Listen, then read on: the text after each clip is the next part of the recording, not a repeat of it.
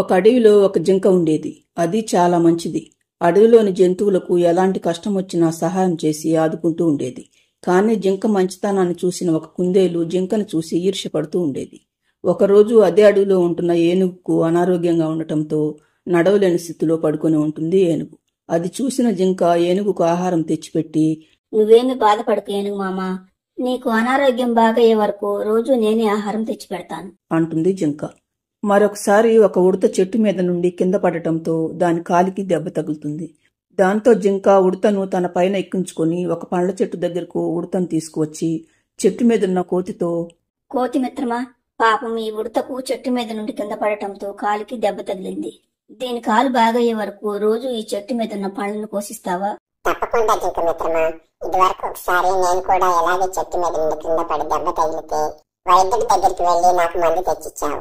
నువ్వు అడిగితే నేను సహాయం చేయకుండా ఉంటానా? సరే కోతి మిత్రమా, ఇక నేను వెళ్లి వస్తాను అని చెప్పి వెళ్లిపోతుంది జింక.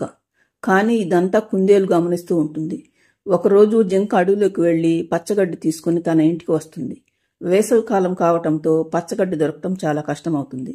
జింక గడ్డిని వెతికి వెతికి తీసుకురావటంతో దానికి చాలా దాహంగా అనిపిస్తుంది. చెరువు దగ్గరికి వెళ్లి నీళ్లు తాగి వచ్చి ఆహారం తిందామనుకున్న జింక అక్కడి నుండి చెరువు దగ్గరికి వెళ్తుంది. అది చూసిన కుందేలు జింక తెచ్చుకున్న గడ్డిని తీసుకువెళ్లి జింక వెళ్లిన చెరువుకు మరోవైపు నీటిలో పాడేస్తుంది. దాహం తీర్చుకుని ఇంటికి వచ్చిన జింకకు తను తెచ్చుకున్న ఆహారం కనిపించకపోవటంతో నివ్వెరపోతుంది. కానీ ఇదంతా కుందేలు పనేనని జింకకు అర్థమవుతుంది. ఎందుకంటే ఈ అడవిలో కుందేలు తప్ప తనకెవరూ శత్రువులు లేరని జింకకు తెలుసు. ఆ రోజంతా ఏమీ తినకపోవటంతో మరుసటి రోజు తెల్లవారేసరికి జింక నీరసంతో కదలలేకపోతుంది. దానికి తోడు జ్వరం కూడా రావటంతో అది తన ఇంటి దగ్గరే ఉండిపోతుంది. అలా ఒక రోజంతా ఇంట్లోనే ఉండిపోతుంది జింక. 2 రోజుల నుండి జింక అడవిలో కనిపించకపోవటంతో ఏనుగు, ఉడత, జింక స్నేహితురాలు దుప్పి అందరూ జింకను చూడటానికి దాని ఇంటికి వస్తారు. ఏంటి జింక మిత్రమా, 2 రోజుల నుండి అడవిలో కనపడటం లేదు? నిన్నటి నుండి జ్వరం వస్తుంది మిత్రమా, అందుకే ఇంట్లోనే ఉన్నాను. అయ్యో అలాగా, నీకు జ్వరం తగ్గే వరకు ఎక్కడికి వెళ్లకుండా ఇంటి దగ్గరే విశ్రాంతి తీసుకో. నీకు ఏం కావాలన్నా మేమే తీసుకొచ్చిస్తాం అంటాయి దుప్పి, ఏనుగు, ఉడత. 4 రోజుల కల్లా జింకకు జ్వరం పూర్తిగా తగ్గిపోతుంది. ఒకరోజు జింక, దుప్పి మాట్లాడుకుంటూ ఉంటాయి. జింక దుప్పితో, వేసవికాలం రావటంతో ఆహారం దొరకటం కష్టమవుతుంది మిత్రమా. మరి కొద్ది రోజులు గనుక కష్టపడితే వర్షాకాలం వస్తుంది. కానీ అప్పటిదాకా ఆహారం ఎలా సంపాదించుకోవాలో ఏంటో. నేను నిన్న ఇక్కడికి దగ్గరలో ఉన్న కొండ అవతలకు వెళ్ళాను మిత్రమా. అక్కడ ఒక పెద్ద చెరువు ఉంది. ఆ చెరువు గట్టిన పండ్ల చెట్లు, దుంపలు, పచ్చగడ్డి ఒకటేమిటి, మనకు కావలసిన ఆహారం ఏది కావాలంటే అది ఉంది. ఇక నుండి వర్షాలు పడే వరకు మనం ప్రతిరోజు అక్కడికి వెళ్లి ఆహారం తెచ్చుకుందాం. అలాగా, సరే, రేపు ఉదయమే మనం అక్కడికి వెళదాం అంటుంది జింక. కానీ అవి రెండూ మాట్లాడుకోవటం దూరం నుండి కుందేలు వింటుంది. ఓహో, కొండవతల చెరువు గట్టున తినటానికి మంచి ఆహారం ఉందన్నమాట.